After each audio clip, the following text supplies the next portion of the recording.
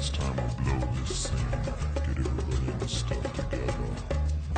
Okay, 3, 2, 1, let's jam.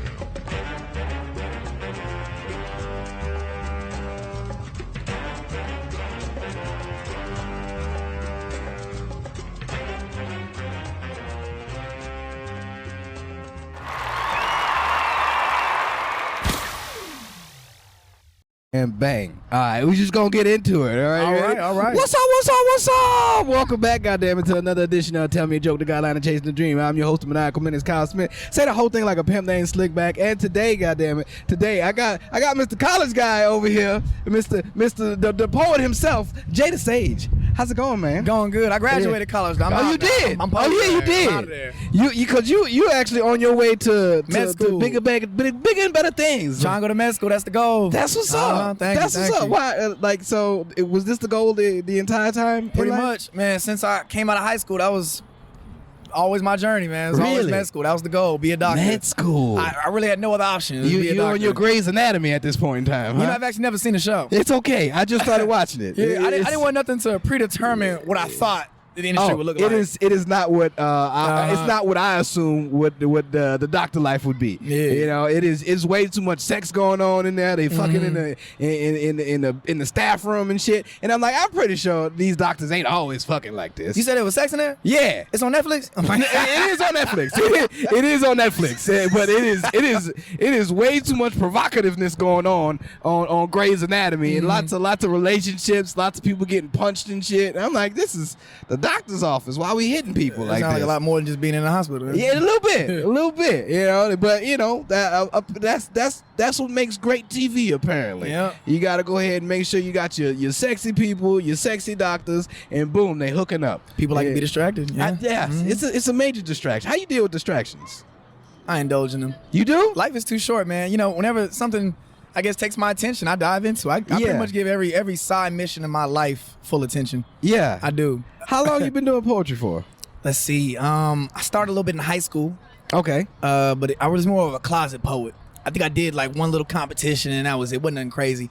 It wasn't until I made it to college, Yeah. and man, I found an open mic, started coming to it. Next thing I know, I was president of that organization. What? I started hosting, and I fell in love with it. Yeah. I started going to Avant maybe around my sophomore year. Yeah. And then, but you know what's crazy? Me and Amir always talk about this as the host of Avant Garden. Oh, shout out Amir. Right about now, poetry. Right. Yeah, so I used to go, never perform. I didn't perform until I graduated college. So I went for 4 years, just watch. Oh, Jesus. For about 4 years. Just, Well, the anxiety of just Yeah. having to go and not go up, like that. Man. I couldn't like when I first started comedy. I told myself the first time I go, I'ma just watch, and then after that, there was no more just watching. Like I gotta jump in the water. Hey, I know it's gonna be cold, but eventually it's gonna warm up. So I hurried up and hopped in there immediately. Like I can't just sit by. Like when I go to shows and shit, it is very hard for me to just sit out and just be like, oh yeah, I'm a spectator. But I do this though. Yeah. But I'm just spectating. I'm the exact today. opposite. I can really just not be somewhere and be there. You know what I mean? Yeah. I can just people watch, entertain, just be entertained. People watching is fun. I do enjoy a good people watch. Like today, it's a Chinese. It's a whole lot Chinese going on New right Year now. going There's a on whole today. lot Yeah, going on right we got kids with poke bowls and shit Kung Fu running kitties around. out here, man. It's going crazy. I wasn't prepared for the abundance of bodies out here, but I mean it's nice. Oh, yeah, it's yeah. nice. Like we got the rooftop today. You got the roof. People are gonna be very interested in what we got going on, which is usually a thing because you know you got a camera with a big old lens. Two and black shit. men with mics. Yeah, and it's like, what they doing? You see, you can stare. That's why I keep the headphones, especially for situations like this, just so you can drown out everything on the outside. You're right. I forget people. You know, are here you right forget. now. You forget that people are here. Yeah, I've been doing this for quite some time to where it's just like, oh, this helps a lot. Because if you just had like, I can go ahead and just test the volume and everything, but not have to use the headphones. But I noticed that if I use the headphones, you know, if we get robbed, I might not even notice. If somebody came up behind me, I wouldn't notice just because I'm so focused on what I'm doing. Not saying that it's a good thing to get robbed and all that. Never happened. I got my hands about me. But I'm just saying. I think I would still notice if I was getting robbed. Hey, no lie, son. No lie. I've actually had some kids walk up on us, and I was. They Cat Williams you? No. I wouldn't let a little 6-year-old choke me me out. I'm a little more better than got you, that. bro. I'm a little better than that. Yeah, no, my skills is about me. But like they walked up on us and they just sat down, and I ain't see him until they bold sat down. kids. Yeah, and it was like, what y'all doing? I'm like, well, we in the middle of a podcast at the moment, you know, and it's like, oh, okay, and it's Mic like, me up. I thought, you know, you would probably get hip to game, like, hey, we doing something right now. Don't bother us. You see the mic and everything. They just sat down and it was like, oh man, can we sit here? I was like, sure. You know, entertain the youth, I guess. But it was a bit much. You know, I teach, man, so I know the kids are nosy. They bothersome. Yeah. What grade you teach? Freshman, high school. Ooh. Yeah. And then last year, about 2 years ago, I taught 8th grade. Yeah. So it's just 8th grade and freshman. What are you teaching? Biology. Biology. That's my major, so it just works. Come on. I went to school for marine biology. I wanted to be a marine biologist. Yeah. So when I went to college, I did 2 years because in my head, I thought I could do that free willy shit. Like I wanted to, like, you know, train killer whales and such. Until I seen Black Mirror, and not Black Mirror, Blackfish. Blackfish. What was Blackfish? Oh, the documentary. Yeah. And I'm like, man, I'm glad I didn't do that. Like, cause now you see the people getting killed and all that by the orcas and shit, and it's like, oh, because we got them in captivity, and they don't want to be in this little bitty tank just swimming around back and forth with nothing else to do. I'm glad I did not go into that field. You're a different person because I'm not scared of the ocean. I'm scared of things I can't see. And I don't like murky water. You know what I mean? Can't stand it. What's below me right now? Yeah, I don't know. What I mean, I don't know about that. Yeah, I got a little bitty toes, but something touching. I'm never prepared. I'm never prepared for murky water. That is like a nightmare of mine. I think being born a fish might be the most unluckiest outcome ever in life. Like it's a scary life to live as a fish. There's always something bigger than you behind you. Yeah. I've played those games where you the little fish, and then the more fish you eat, you become the bigger fish. Yeah. I see the ads. I've always been a little fish my entire life. Man. So, you know, just to be born a fish and knowing I'm going to be a little fish, no, I don't want. I seen Finding Nemo. That's a horror movie. You know, I feel that. So your thought process on poetry, the things that you talk about, where does it come from? Man, I try to take inspiration from anything. You know, I feel like if I looked at my list of poems, I always feel like I got some diversity. I got some things about this, things about this. If I find something that I want to write about, man, I'm gonna make it happen. Yeah. Most of the times, my inspiration, a line will hit my head. Right? I'm like, what's a fire line? I'll build a poem around that line. So it's not like I see a topic, I want to write about that topic. Yeah. I get a line and I just start from there. Yeah. And then I mold. You ever had in elementary, man, your teacher would give you whiteboards, and she took a little expo and she made a shape. And then you had to make it a drawing out of that shape. Oh, so it started as a shape, and you make a drawing around it, and you're supposed to spark imagination, whatever. That's how it is. I started with a line, and then I put lines in front of it, lines behind it, and boom, next thing I knew I had a poem. Oh, that's awesome. That's my process. I've done that with people that balled up pieces of paper. I was like, man, I don't know what I'm trying to draw, but look at this, Kyle. Look, it's like a half semicircle or something like that. Like, what can you do with that? And I, because I draw, so like I would take it and then mold it into something. They'd be like, oh, thank you. Can I take this? I'm like, you can have it. You was about to ball it up in the first place, but since I have an overactive imagination, like most of the time I just can't stop thinking. So one of the things that I used to do, which really helps me out with certain things, because I was talking to somebody the other day, where I can't. Hold on. Who are we looking at? Just making sure that everything. It's always you stop like mid-sentence. It's always a learning process when it comes to this. Hey, you doing your thing though, man. I don't know if y'all can see the setup here, but it's really professional right now. We on still. I just get nervous just because trying to be a producer and everything else. It's like, oh, what do you just? That's what I'm saying. My mind just. Because we've been talking for a minute. That would suck. Yeah. No, see, I got to make sure that everything is still copacetic as it's going on. But as I went to college, one of the classes that I took, I went to Southeastern Louisiana University. The only reason I went there is because I was a cheerleader. And really? Yeah. So that was the when we went to cheer camp, that was the first place they took us, and we stayed in those dorms. So I was like, I'm familiar with this. Let's just go back here. And I went there. And it probably wasn't the place for me to go, but it was like, fuck it, I'm here. And one of the classes that I took a creative writing class. Okay. And I also took speech. And that speech is what got me to being comfortable with being behind a mic and hearing my own voice. But creative writing taught me that as long as I can sit there and think about something for a minute, I'm able to go ahead and expound on whatever the topic is. And so what our teacher would do, first thing every time we would come to class, she would sit us down and she'd be like, all right, we got a 10-minute writing exercise. And she would put on like some type of music, just an instrumental or something.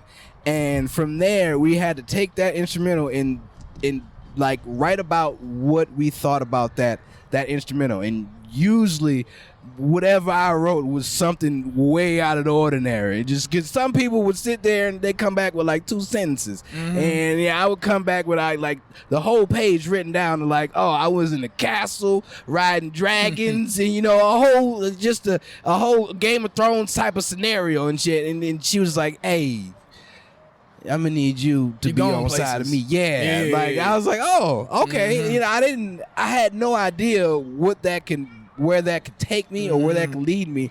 It was just that I knew this is what got me to calm down in class. I'm glad you had a teacher that was willing to say something, inspirational to you to push you to keep going. Yeah. My teacher would shut that down. Hey, that's not what I asked you to do. That's not what I told you to do. You taking this too down far. like everybody else. Everybody trying to realize. That's good you had a nice teacher, man. That's it helps. Like those processes in life is what actually gets me to where I am now. Because there's a lot of things that I'm like, man, what is this going to benefit? Just like algebra. I'm like, why? Like, algebra doesn't benefit me now, but I think about it all the time. I tell my students that too. Yeah. I didn't mean to cut you. No, you good. So I teach biology. They be like, Mr. T, can I please work on my assignment in algebra real quick? It's due my next period. I said, we in biology. We don't give a damn about algebra. Yeah. I tell them, algebra ain't important. Biology is important. Yes, it's the most important class you'll take in his life. Algebra ain't They nothing. get so mad at me when I say that. Quadratic equations. What you gonna do with these parentheses? Nothing in life. They said, how can I use biology? Are you breathing right now? You're welcome. Biology. Biology. I do. Biology was like, it was one of my favorite classes to go to, just because of labs and all that. I really much enjoy a lab, just to be able to go and work on things with my hands. I'm somebody that likes to be hands-on with shit, and so just to be able to get in there and actually touch it and see it and see what the outcome is of it. That is it. It was just a good time for me. I got some bad kids, man. So when it comes to experiments, maybe 5 of y'all can come up and watch me do it. Yeah. The rest of y'all sit in your seats and just stay back. I feel that. They some violent kids, man. A lot of when it comes to dissections and scalpels, I said, oh no. Oh, we can't give you these sharp objects. None of y'all can touch scalpels. I work at A-Leaf. I said, no. Y'all, none of y'all touching scalpels. I know about A-Leaf, and A-Leaf is so. Have you heard of Mad Science? Okay. Yeah. Okay. Well, I work for Mad Science. Okay. Yeah, for like 3 months, and I taught a class for a week. A week. Yeah.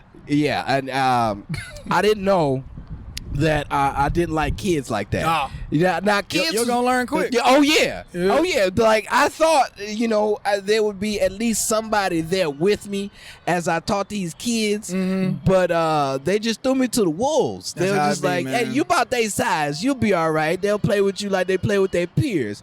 And you know what? How old were they? They was from 7 to 11. Oh yeah, that's a mess. That's a wide range. Yes, 11-years are not like 7-year-olds. Yes, that's a wide range. And all their parents got money, so they stuck up. And they was like, here, teach these kids science. And I'm like, I like science, but I like science that I know. This science I had to learn it myself. So every day was a learning process. Yeah. Every day was something that I had to study the night before, just because they gave me 2 weeks notice of this is what I was gonna be doing. It was like, your background check came back good. All right, get in there. And they just threw me in there. And the need for teachers is crazy right now. Yeah, absolutely. Yeah, I didn't want to do nothing. I didn't want to do it any more than that week that I did. It was just too. And then COVID came, and I was like, all right, we can go ahead and cut this short, because I don't want. I kept the lab coat though. They want that back, but nah. You still wear it? Sometimes. You just walk around the house with it. Yeah, it feels nice. Throw a little role play situation going on. I'm a mad scientist, baby. This is what's happening.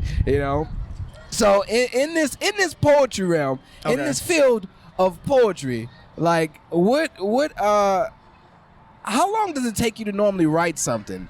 And when you do write it, how you know when it's done? Man, that is a good question, because honestly, like let's say a poem I wrote a year ago. If I find something worth putting in it, I'm gonna put it in. Yeah. I'm gonna keep. I don't even know if I ever have a poem that I say is completely finished. Yeah. You know what I mean? I'm always, because your brain is always moving. You're always learning new things in your life experiences. Let's say I have an idea for something, but it's too similar to a poem I already have. Yeah. I might just kind of break it down and find a place where it fits. Yeah. You know what I mean? I wouldn't want 2 whole poems that sound like the same. So I may just keep upgrading one over and over again. I don't know if that's something you're supposed to do. I don't know if somebody gonna be like, no, that's bad, Mr. Sage. You got me thinking. You got me thinking now, because I've it's more like I got a part 2 to something, because I have poems that I'm like, all right, this one's good, but now that it feels like I'm rewriting the same poem, and now I have a second piece to it, and it's like, oh, this one's a lot better. So what do I do with both of them? Like, because they're very much similar, but one's better than the other one, and it's like I could just never let it see the light of day. Like, nobody knows that I wrote it, but in my head I'm like, but I mean, it's still good. That's why I wrote a book. So I wrote a book for poems that I normally wouldn't perform in public. So it's like, if they're not really like performance type pieces, you don't really need like drama for it, any theatrical moves for it. It's just a written out poem. It's better read than heard. I put it in the book. I'm in my head, I'm trying to think about, I've always wanted to write a book, but I'm not sure how to actually start it.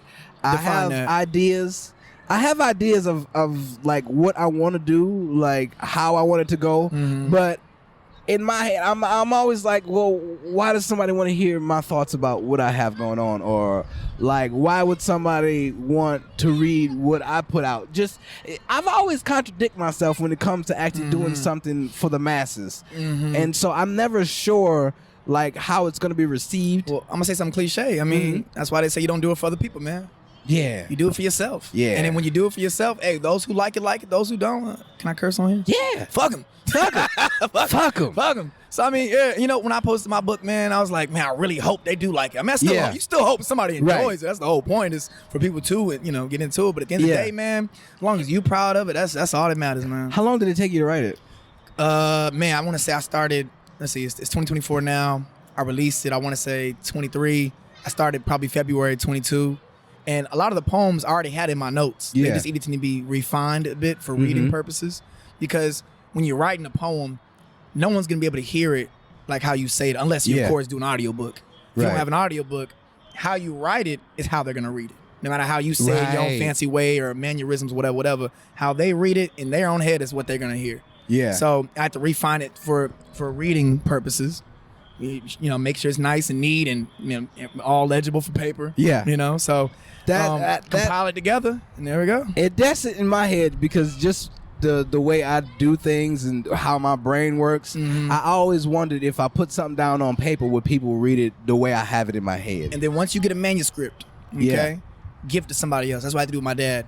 I said, Pops, hey, I wrote this book. Before I, even think about publishing it, can you go through it with me? And my dad read my entire book front to back about 20 times. And I'm like, every time I heard him say something, whoa, that's not how I would say it. Now, boom, I got to go back in there and tweak it a bit and tweak it a bit. Like, so how he just read it straight, as monotone as possible. Yeah. And that's what, because some people, not everybody has that artistic voice in their head. Some they're going to read it real monotone. And that's fine. So my dad, he read it like as a normal person would read it. And once I hear something that I have a problem with, that's when you got to go tweak it. So you got to let somebody else go through it first. You got someone you trust with your words. And I got a homie. He reads a lot. I don't read as much. I prefer audiobooks. So I can definitely do audiobook. I can definitely do an audiobook of it. And come like there's certain things that I've listened to, because my brain, it doesn't work to where I can read and comprehend. It's just like, I'll read a sentence and I'm like, what that bird doing right now? And then I am totally lost of whatever hell I just read. I can't comprehend that shit at all. But if I have somebody read to me, I am totally for it. So I've listened to Doug Stanhope's Digging Up Mother.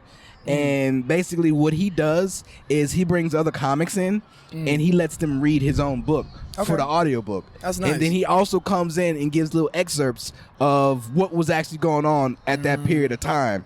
And I'm like, Oh, so it doesn't necessarily have to be just a book that is read from beginning to end. You can also come in and fill in your own little, when it comes to the audiobook, you can come in and fill in your own little excerpts about it, and like that like immersed me even more into the book. And I was like, oh, so I've got a few books under my belt that I can say I've technically not read but read, and it feels good to actually have some books under my belt that I'm like, oh, I got through that. Cause I can't get through much, I can beat a video game, but that's about as close as the thing I can come to ending something, And I found that most people actually do appreciate audiobooks. Every time I sold the book, they said, "Man, I love this. Are you releasing an audiobook?" It's an audiobook that goes with it. Everybody wants the audiobook. Would you read it? Would you read your own book? Yeah, absolutely. Okay. I would do it one day. I mean, you know what? I should have been doing it, didn't it? Yeah. Honestly, I don't know why I procrastinated so long. I think I started the process, got a little confused, gave up, went on those situations, which is real lazy on my part. But maybe one day I'll go back and do that. How do you deal with procrastination? Man, I'm a procrastinator. Yeah. I am. It's terrible. It's something I'm working on. I would say making a to-do list, postponing gratification. That's something really important that my professor taught to me. Sometimes the only reason I procrastinate is because there's something else I want to do. Yeah. You know what I mean? It's like, I don't feel like doing that right now. I'd rather do that. Yeah. And I think, I remember my professor's words in my head: postpone gratification, celebrate later. Right. Do what you got to do so that you are free of mind when you can, celebrate. So that's one thing. More so procrastination. When you said that, I thought of writer's block. Yeah. And if you're talking in terms of writing poetry, when it comes to procrastination, when it comes to writer's block, I don't write when I have writer's block. I feel like a lot of people have their own methods of conquering writer's block. I don't. So if it takes me a week to get back to a poem, then I'll just wait that week. Yeah. Because I feel like I'm at my most natural self when I want to. Right. When I have something in my head. I feel like when people force themselves to write, that's not what you would have wrote if you gave yourself time to process. Yeah. And so whenever I have a writer's block, I just chill. I will go do something else. That's when I do procrastinate. So sometimes in my world, procrastination is a good thing. Hey. Instead of finishing that poem, instead of forcing myself to finish that poem, when it could be authentic and natural, I'm gonna do something else. Yeah, I call myself the procrastination king, the king of the procrastination. Yep. Like, cause I procrastinate on everything, and I'm one of those people. I've never just sat down and like, all right, I'm gonna write now. It was never that, because I can't. That's just like telling myself that I don't like when people tell me what to do. I mean, but I understand I need to listen to direction and order. Sometimes it's necessary. It is. Like Structure. I've learned that from my daddy. So he's like, you better do it or you ain't gonna be able to do this. And I'm like, okay. So telling myself to do something, it's like, nah, I know I have it in my head that yes, I eventually have to do this. So I just wait until the time that my body allows me to want to do it. There you go. And then that's when things just start to flow. It's natural. Yeah. Absolutely. When it's structured and you're put into place, that's like working in a factory and you just pressing buttons. It's no freedom in that. Yeah. There's no freedom. When you're free, that's when you really write at your true self. Absolutely. Yes. How do you deal with blood? Like physical blood? Yeah. You get used to. I used to be an attendant in a hospital. Yeah. So, man, you got to step on blood. You got to work through blood. Now, but I am a germ freak. So I think we have a code. We have certain codes when people have certain, they're sick, viruses, something in their blood. I hear any code, I'm head to toe wrapped up. Yeah. We call them bunny suits. I got bunny suits on. I got 3 pairs of gloves. I got the footies on. Yeah. I got 2 wraps on my head, double masked up. You'd be like, Josh, don't you think you're doing a little too much? I'd be like, no, I don't think y'all are doing enough. I don't think you're doing enough. And the patient will look at me. I look like an astronaut. They get scared. I don't be scared. I'm walking out here the same way I came in. COVID was a thing. It was real for a little bit. I'm not taking no chances. Yeah, I feel that. I feel it. So what in your profession in the doctor field, what are you actually going in there to do? Well, I want to be an orthopedic surgeon. Okay. But I've always been told keep your mind open, because once you get into med school, once you start doing residency rotations, clinicals, you're gonna get exposed to so much that you're gonna might change your mind 1,000 times. So really, my mind is really open to any possibility in the med field. I'm kind of just waiting to I just really feel that right spot where I belong, and once I feel it, then boom, that's where I be. So when that happens, what will you do with the poetry side? I mean, Man, what's that actor that was a doctor? What's his name? The Asian dude. Ken Jeong. Ken Jeong. The one is that the one who was in The Hangover? Yes. Yeah. Yeah. So, man, he was a doctor and an actor, man. Yeah. I mean, I don't know if he still practices medicine, but I don't think he does. I can't imagine if there is free time to still enjoy that. Yeah. You know? And that's years down the road. I still got time to, continue performing, still writing. Yeah. But I just life is too short to lose art. You know what I mean? So if my whole life is just working, that's not a life I'll ever want to live. You ask anybody, I cherish my freedom. I feel that. I cherish my freedom. How old are you?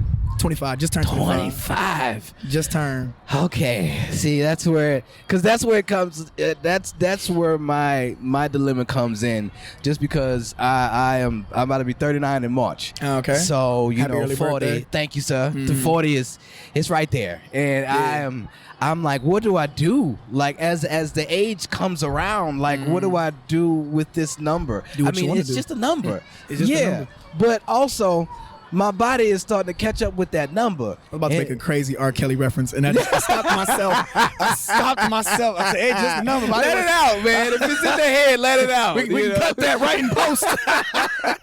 It bothers me because now, I step one foot on the ground as soon as I get out the bed, and I don't know if that knee gonna work properly. I'm like, man. Shoot, my back hurts now. Oh, no. Man, I think it's my posture. I think even what I'm doing right now to myself is you have a wallet? detrimental. Yeah. Do you sit on your wallet? Nah. Is it in your back pocket? It's right here. Okay, see, front pocket. It's a big wallet. All right, that's good because that's one of the things they never told us when we was getting older. Like, hey, don't put your wallet in your back pocket, and if you don't have a thick one. Yeah, don't have a thick wallet. And my dad, he has bad sciatic nerve problems now because he used to always have a thick ass wallet. So you're rich, you get back problems. That's what I'm hearing. Exactly, So exactly. Bro, people got nice backs. You know what I'm saying? Just like Prince with them heels. He didn't know he was gonna have hip problems. He just got scoliosis, whatever that is. Terrible. You gotta be careful. You gotta be careful when it comes to being rich and wealthy. So those are one of the things that they don't tell you. Like, how do you meditate? I pray. You pray. I pray. I mean, I may not meditate, but I do take time to relax. Yeah. If that makes sense. I mean, do I put my fingers up and do mantras? No. Yeah, but, all right, that's what everybody thinks when they think about meditation. No, but I take time to myself when I know I need it. If I'm really stressed out, I mean, I just need to just get away from the world. I go off the grid sometimes. Yeah. I can do that. Yeah. Yeah. I mean, I like going out to a nice lake. Yeah. Chilling. Man, we just went fishing about a couple weeks, but oh my God, I love being out in that water. That is But nice. I am also really competitive too. Okay. So when I saw everybody else around me catching fish and I wasn't, I didn't leave till I caught a fish. And then it started getting a little aggressive. Yeah. So I don't know if that's really meditating if you're stressed. I feel that. Deep water fishing, shallow water fishing, salt water. Shallow. It was a lake. Yeah, it's pretty shallow. Yeah, you did say that. It's a lake. Right That off makes the dock. sense. Right off the dock. That's fun. So you don't mind dealing with fish and all that. Some people don't care to have the fish between their fingers and all that. I wish I could. I'm gonna wash my hands. You know fish what I mean? with my wife. My wife don't like fish though. Nah, she don't like. Look, I touch a fish, lick my squirmy fingers shit. a little bit. Yeah. No, hell no. I was about to say, Hell no. not the doctor. You can let me slide too. Oh, really? That's what you do? It's like, okay. Yeah, you don't know what's in that water. Nah, it's like but, worms. Put a worm on the hook. Ain't nothing crazy. Okay, that's what's up. Yeah, I haven't. It's been a minute since I've been fishing, but my dad, he got a little pond in the backyard with like catfish and stuff inside. So that's the gratification that I get to be actually go fishing when I go there. Y'all used to eat them? No, not those. Cause there's only so many in that little bitty lake that he has. Yeah, that's somebody auntie in there. Yeah, you gotta put them back just so they can get bigger and you can catch them again. Cause once you catch them one time, they get dumb after that. They just keep eating the bait. It's like we feed them cat food just so when they ready, they're like, oh, when we come and you throw it in there, bang, they hit immediately. And so the gratification of being able to catch fish back there, because when I'm on the lake and stuff, it doesn't happen. I'm not that good when it comes to fishing. Yeah. But I do enjoy that moment of it. I do need my tranquil times to myself. Most of the time, he broke his plate. But damn. Our kids come to help him out. There wasn't no food on it. Okay, I was about to say those are the times where it's like, man, I wish I would have ate that immediately. Man, yeah, that break your heart right there. Yeah, man. that does. Break your heart Just a little bit. And I don't play with food. No, I don't play. Man, matter of fact, the waiter last night, she tried to waitress. She tried to take my plate. And I was whoa. I looked at Hold my on. fork, make sure it wasn't a little piece on the end. I said, all right, you can take that. No, I need every little bite. You can take that. I need every little bite. That's an $8 side of mac and cheese. I need to make sure that's good. You did say you did say you like to you take the cheap route around. You be like, no. I know how much that was. Let me finish this. I before you just calculate take everything in my head. The bill. We bought a carafe, right? You know, for brunch. And she put it all in my checks. I'm like, oh, let me calculate this. So that's gonna be. I need everybody to send me 10.52. Yeah. Nobody leave till I get that. Right? Give me my exact change. You know what I'm saying? I don't know why she put that on my bill, but hey, all right. Yeah, we got it. What's What's your favorite place to eat? Like, what is your? Oh, yes. I love to keep thinking. Man, I don't even know if I got a favorite place no more, man. I love to experience new things. What do you prefer to eat? Like when it like it's for your birthday. What did you go eat? Where I go for my birthday? Man, I'm drawing a blank, and it just happened. It just happened. Oh my God! I don't think I even did a dinner for real. I don't think I did like a dinner. Nah. We just So my birthday, I came home. Everybody was in the crib waiting on me. They surprised me. Took me to the club. What else we do? Then we went karaoke. I do love me some karaoke. I can't do karaoke. I can watch karaoke. Yeah. Just like being a comic that goes on stage and everything. Like, how you can't do karaoke? Like, I think it's a song for everybody, man. I like to think I got at least like 5 songs ready to go every time I go. It's just like my wife. My wife, she's like, she's the karaoke queen. When she goes to karaoke, she's like, okay, I'm gonna play this song, and then I'm gonna play this one, and I'm gonna need backup dancers for this song. And so it's like, oh, okay. I'm glad I put these chairs right there. You see the whole preparation set up? Oh, yeah, no, that's right. Yeah, just in case, because that lens right there, oh my goodness. Yeah, I'm trying to get my girl to do it. My bad. I'm sorry, my brain was anchored on that last sentence. I'm so sorry. That was crazy. I was trying to get my girl to do this duet song with me next time we go. Yeah. What song? Like You, Bow Wow's Year. Oh, I ain't never had nobody show me all the things that you tell me. I'm trying to have to do that one. Just don't have a 50 Cent come around, because then that's how you lose Sierras. But yeah, I thought you was gonna take the Usher Alicia Keys route. Oh, because of course. Right. Yeah. I don't know. I like Bow Wow. I don't know what it is. I feel you. Okay, a little Shad Moss in that situation. All right. Yeah. I don't like how Usher been moving lately, man. The Kiki Palmer situation didn't rub me white. Oh. Well, my girl not allowed to see Usher like ever. Like, I feel that. Like ever. She can't see Usher. She can't see Drake. That's just. My girl loves concerts. My wife, she loves concerts, and when she's scantily when she goes to these concerts. I'm not a concert goer because I can't normally see over people. So it's just like, nah, because if we ain't in the front, king too, man. I get it, man. If we ain't in the front, I'm not, nah, because women, it's easy for them to be like, oh, excuse me, bang, then go ahead, Bill. Women are aggressive at a concert. Yeah. Yes. We got free tickets to. It was back in the day, Break the Internet concert, man. It was Meg Thee Stallion, Doja Cat, some other people, whatever. Oh. And I went with some friends, and Meg Thee Stallion said, "Hey, I need somebody to come on the stage with me." Wow. Now, I'm in the back because I wasn't really tripping on being in the front. I'm in the back chilling, having a good time with some people. And then Meg said, "I need somebody to come to the front." Bruh, I started jumping. Meg, me. Hey, Meg over here. Meg chose me. I kid you not. And I said, "Whoa, me?" She said, "Yes, you." I said, "Oh hell, boy, everybody in front of me." Boom, excuse me. They all see it. They see that. So they're making their way. Yeah, right? They're moving out. It's like the seas parted, huh? Come on, Moses. I'm moving. Right. Eventually, we get to the frontish area, and these girls, they got like a wall. Can't nobody pass. So then I'm like, all right, you know what I'm gonna do? I'm a crowd surf. So I got up.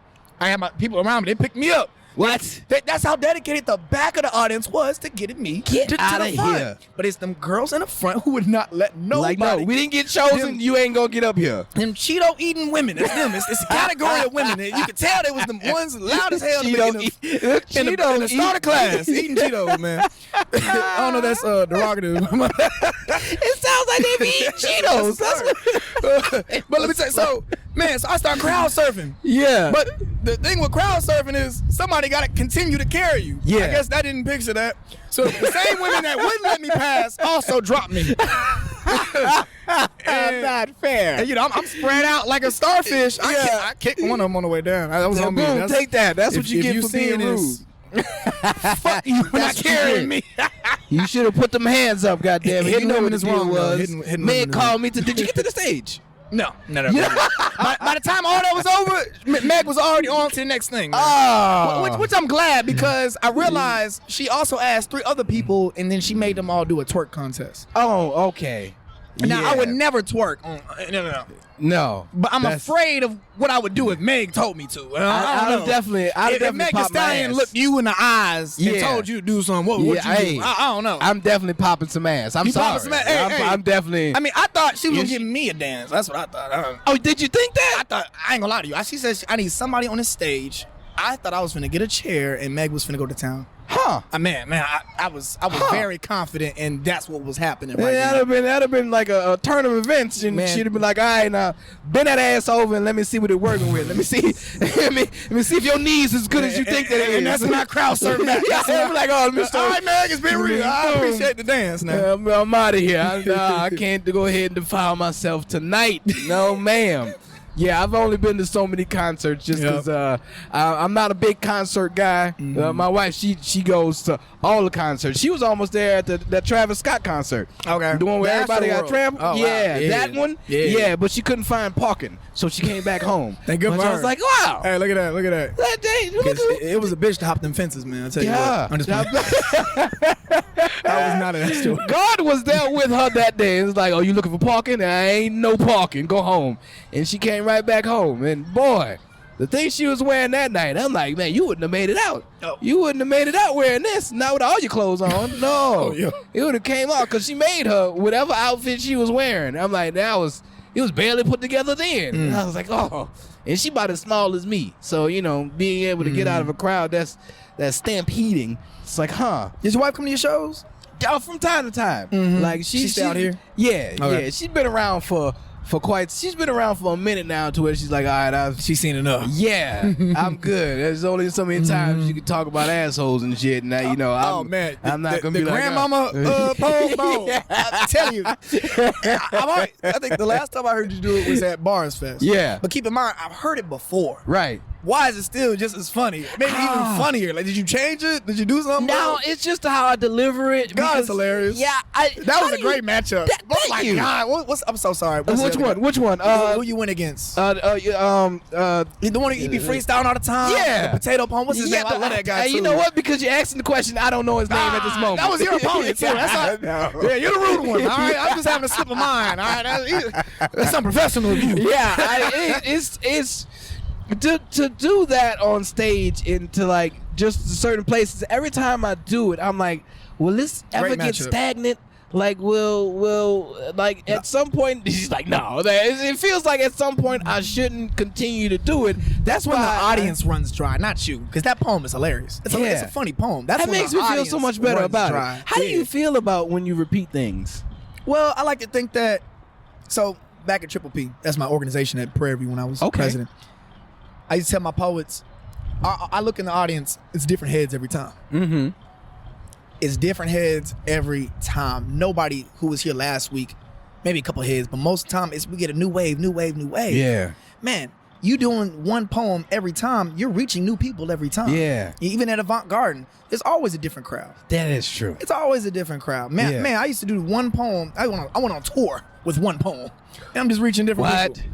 A tour as in I drove from this open mic to this open mic to this open mic. Okay, I feel that. In the city of Houston. Yeah. But what I mean is, man, you reach so many people who haven't heard your words. You know what I mean? So, I mean, blessed to all those who have 1,000 poems. But man, doing one poem over and over again, even if they've already heard it once, maybe the minute since they last heard it, it's still, still hits them differently. People listen to the same song 1,000,000 times. That is true. People listen to the song 1,000 times. You know what I mean? What's the difference with poetry? It still hits, it enlightens, it sparks their brains. Ooh. That spark. I love that spark. You're hitting everybody someone different. How do you deal with memorization?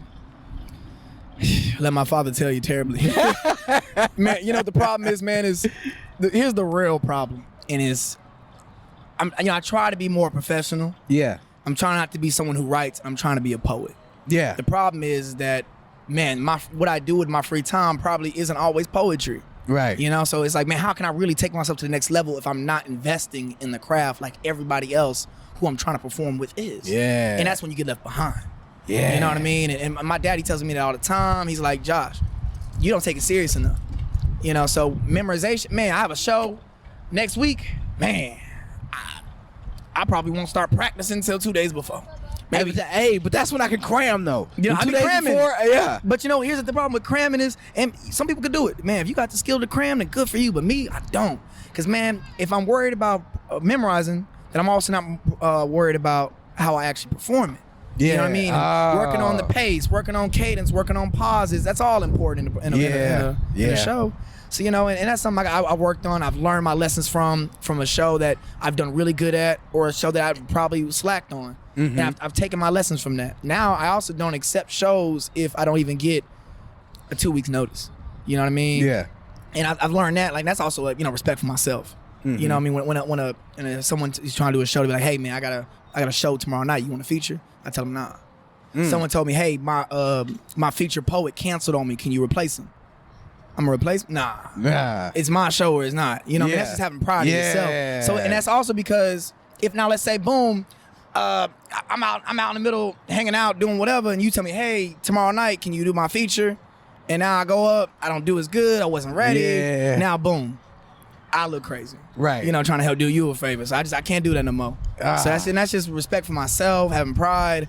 You know, and you wouldn't do any other poet like that. Right. So I ain't gonna let you do me like that. Yeah. You know, but also, the flip side of that is, like I said earlier, stay ready so you don't gotta get ready. Stay ready so you ain't gotta get ready. I should always be ready for a show. Yeah. But because poetry isn't always my main thing in my life, I'm not always working on it. But I want to fix that going forward. Yeah. So now in my free time, I do practice my poetry.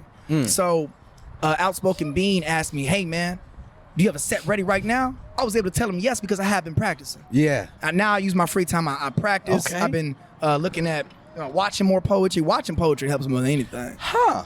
Man, you get more inspired watching somebody else than sitting in your room practicing yourself. I have all day ran for across sure. a few people. Black Chakra is a person. Obi West was the first person that opened my eyes to like, God damn it, there's another level to this. Oh man. Oh, and then I ran into Black Chakra on Instagram. Nice. And I was like, this here, like, I don't even just to sit down and break down his cadence in my head to see how he came about with what he's talking about, because he used lots of references like from video games and anime and such. Oh yeah, I love that. It just everything. I'm Nerd like, bars. yo, like I thought the level was here, you know, because I do something where it's a different lane and people not doing this, but then he came with this, and I'm like, nigga. And that goes back to what you said earlier, man, is what if I say something and people not really messing with it? Yeah. And I feel bad for people who are, I don't want to say more smarter than others, but they use a certain level of intelligence that may go over people's heads. Right. You know what I mean? Especially with anime bars. Now everybody watches anime. Right. So it's like, who's he really up there spitting for? You know what I mean? I've been in the audience. It was, you know, a little open mic, a little small open mic. Somebody's on stage. His poem was great. He's using a lot of anime bars. Yeah. The audience don't watch anime. I'm the only one hyping them up. Yeah. But I made sure I let him know when he got off. Hey, bro, they may not have been rocking with you, but I know what you was saying. I know what you were saying. I love I was right anime. there with you know you. what I mean, Yeah. man? So, and that's also what we gotta do, man. Keep supporting poets, especially those who are just now Definitely. trying out, man. They think they don't know any better. They don't know how much potential they have because Right. maybe the environments, the people they perform with, may not be into poetry, may not be giving them the right kind of feedback, man. Yeah. So it's a lot of nurturing that you have to do, passing it on. Man, Kanai, man, I really appreciate her. She's been trying to help me out. Yeah. She'll see me come off the stage. She's like, Jay, you almost did it. But here's what you gotta start doing. Come work with me. And I gotta take her up on it. I need to. I really feel like, because like you said, there's always another level. I want to start working with people, you know, who are milestones ahead of me, so I can start sounding different. You know what I mean? So I can start really honing in on my craft and sounding like a professional. You know? That's what I've been telling myself, especially I've sitting down talking to myself, usually talking to the camera and shit. I'm like, there's different levels that you got, but also you can't get to that other level just by doing it by yourself. Right. Like, it's never going to reach that potential that you want if you don't get that outside help. And that is the thing that I have difficulties with, just because this is why this is all done by the lonesome, just because like, that means I have to bring somebody else into my bubble. Are you open to criticism? Yeah. Like someone come up to you, a random stranger, hey, something about your set, blah, blah, blah, blah, blah. Yeah. How do you take that? Yeah, I mean, I take it with a grain of salt. I'm like, oh, okay, and you know, I try to capitalize on that criticism there and taking it and then tweaking it and doing something else with it. But sometimes because I know I am different, like in the beginning people was like, what is this comedy poetry shit? Like when I was just a comic, people was like, what is this silly shit? Like, what do you like? This ain't like, yeah, I don't know. I don't think that's gonna go anywhere, Kyle. Like, yeah, I mean, it's nice that you know you're thinking outside the box. Yeah. But I don't think this is gonna reach who you think it is trying to reach. And then now look at it now. And so it's just like, hold on. So now all good criticism is good criticism. Yeah, right. And I see that person now. And they're like, hey, I didn't know. I'm sorry.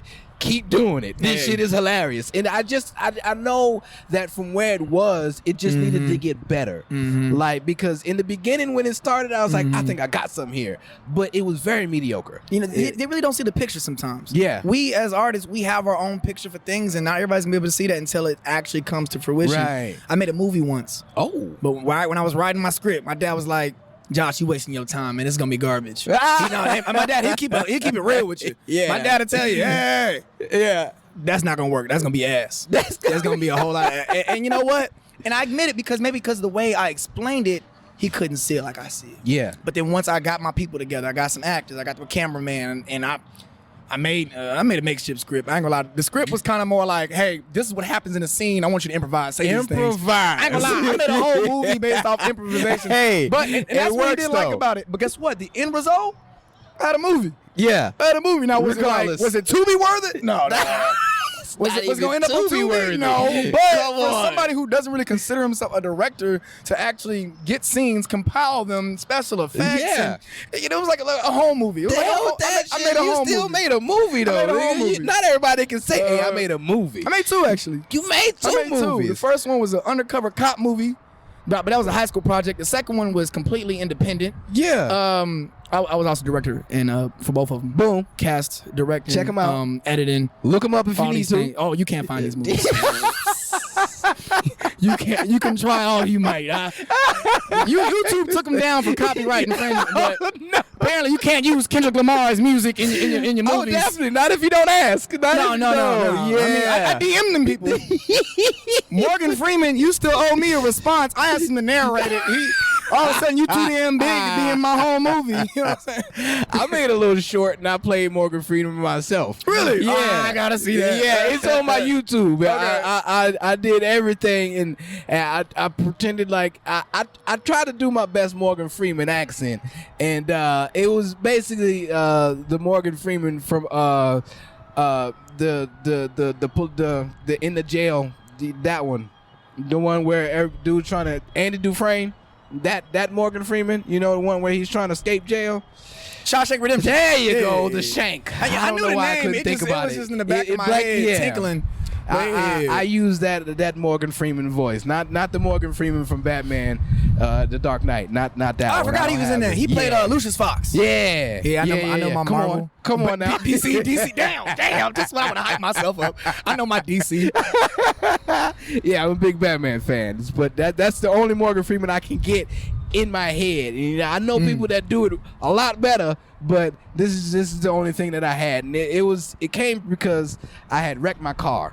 And I needed something to talk about, and there was this thing a friend told me. She was like, man, just if you're going through problems, just write it down. And so I did, and so I wrote it down, and I was like, oh, this is something. And then I made it into a little bitty short, and once I was done with it, I filmed it and everything. I had my wife help me do a few shots and all that. I got a gimbal and shit, shot it with my phone, and then I sat down and I finished editing, and I looked at it and I was like, what is this? I didn't know what to do with it after that. I sent it to a friend. I was like, what does this look like? This look like decent enough? She's like, I don't know what you're doing, Kyle. But, I mean, if you want to put it out, put it out. And I did. And it didn't do anything. That's one of those, if you like it, I love it kind of things right there. That's exactly what you said. I mean, it's you. It explains you, but nobody really knows you. So do what you do with it. You know, do you feel good about it? I feel okay now after you told me all of this. You know, so this is how I go with criticism. You know, I take it in and I'm like, all right, let me just, I put it out and then forget about it after that. And I set it and forget it, and then I move on to something else that it makes me feel gratification after doing it. You know, criticism is a funny thing in the art world. Yeah. A lot of, my dad has this thing where it's like, when you perform, I'll clap for you. but I'm not gonna tell you about it unless you ask me. If you ask me, I'm gonna give it to you raw. I'm gonna let you know. If not, hey, you gonna get these claps. Hey, good job, sport. Yeah. And I think that's funny because in the poetry community, man, it's all, sunshine, love, peace, and hair grease. Yes. And when you go a poem, you do a stage. Oh my God, Susie, that was amazing. Susie do that same poem in a slam. That was a 4. You know what I'm saying? So it's crazy how you're not gonna get the real that judgment hurts till it's time to get judged. Those judgments hurt. You don't get the real. Definitely. It's all a little piece of hair grease until you actually get critiqued. And Susie, it wasn't good. It's a 4. Do you have your parents came seen you perform? Absolutely. Yeah. So you don't mind when your parents come? No. Yeah, I love it. They get mad at me when I don't invite them. Actually. Oh, okay, yeah. nice. Not too many people that I've had on here before. I've asked. I was like, "Do you like when your parents?" No, my parents don't even know that I do this. I'm like, damn. And that's a lot of my friends. They don't even really care for poetry on them. I got a couple, but a lot of them they just come to support me, not just necessarily poetry. A lot of them be like, all right, when is he performing? Oh, that's it? Okay. Yeah. I have people that come at, when do you go on? I'm that's like, it doesn't work that way. I don't know. I don't know when I go on. And that's why I want more poetry friends. I've always said I want like an entourage of poets. Yeah. Like I texted, hey, there's an open mic Tuesday night over at such and such. Y'all trying to roll together? Cool. Yeah. If I told my friends that, they're like, no. That's what I would love that, man. I would love a group. Oh, hell yeah. Well, we come around to the end. Usually what I like to do before I get off, just to go ahead and break the monotony of everything that we've talked about, I got a game of choices. All right. And, okay, you got 4 options and 4 choices, all right? You got to be one, you got to raise one, you got to sell one, and you have a relations with the other one. Man, can I get that written down? Yeah, definitely. No, for real, man. I heard 2 things, and I heard the third one, lost the first one. Yeah, okay. Be one of them. Be one. You got to raise one of them. Raise one. You got to sell one of them. Sell one. And you got to have relations with the other one. Relations. So be one, sell one, raise one, relations. Yes. Okay. Relations, we talk like marriage. Just sex, however you feel. Cool. All right. And then your choices are, you got a mermaid, a mogwai, what the hell is that? Gizmo. You remember Gizmo from Gremlins? The little furry fur ball thing. You can't get them wet after midnight. Well, I definitely ain't having relations with that thing. Oh God. So you got a mermaid. Gremlins. Okay. You got a mogwai. You got a Mexican, and you got a manatee. So, question. Yes. Is it before or after it eats meat? The gizmo.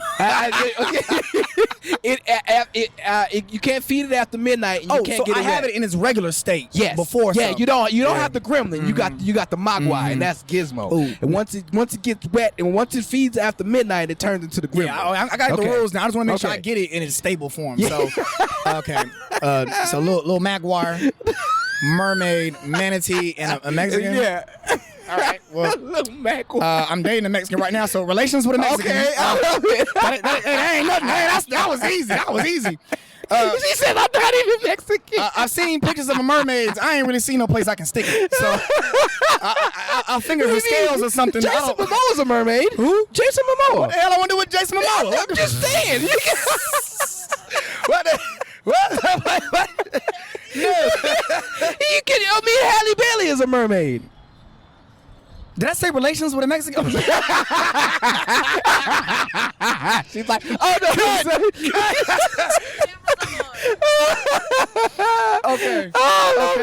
Okay. So is Halle Berry the mermaid in question? You can go ahead, whatever mermaid you want. You can have any mermaid. This is your world here. Be one, raise one, sell one. I'm selling Halle Berry as a mermaid. Bro, there's somebody on that black market that want Halle. Oh, they definitely Sorry, gonna make some money Halle. for it. You know what? That's not even funny. Sex trade. My bad. That's not even funny. And she's a mermaid. That's a mermaid. You know, it's not gonna be nothing freaky with you. You're just gonna be in a tank. You're gonna be some rich guy's mansion's tank just floating around. That's it. They love it. They would definitely play a good grip for that. That's getting sold. Or maybe you might end up in a museum. You never know. You never know. Some laboratory, Area 53. You know? All right. So selling the mermaid. Relations. Damn, I gotta be a manatee? Oh, you don't have to. Oh my God! Wait a minute. Oh. I love it. I'm gonna raise a manatee. I'm gonna be a gizmo. You gonna be a mogwai? I'm gonna be a mogwai. I love it because every time people go, everybody has their own fingerprint when it comes to this. Reverse these choices. Last minute, my bad. Reverse. I'm gonna sell the Magwire. I'm Yeah. gonna be a mermaid because after I get out the water, I get legs, right? Yeah. Oh, yeah. yeah. Just Easy like money, just like easy the money. Disney movie, I will 13. I will not be selling Halle Berry. I apologize. I said Halle Berry. Halle Bailey. Haley Bailey. Haley Bailey. You know what I'm you trying to get say. it. You understand which You know one what it I'm is. talking- the pregnant one with DGK. So, yeah, be a mermaid. I'm gonna swim and stuff. That's cool. and I can face my fear of the unknown of the ocean. You know. Okay. See how that circles back. I love it. All right, Jay. Let everybody know where he can follow you at, man. Man, Instagram JayTheSage1 JayVSAGE1 JayTheSage. Man, thank you for having me, man. It's been a funny podcast. Hell yeah, I had a man. good time. Thank you for being on, man. Yeah. This has been Tell Me a Joke, the guideline of Chasing the Dream. I've been your host of Maniacal, Menace, Kyle Smith. Say the whole thing like a pimp named Slickback. Can't do And until next time, keep dreaming, jokers. Oh, there it is.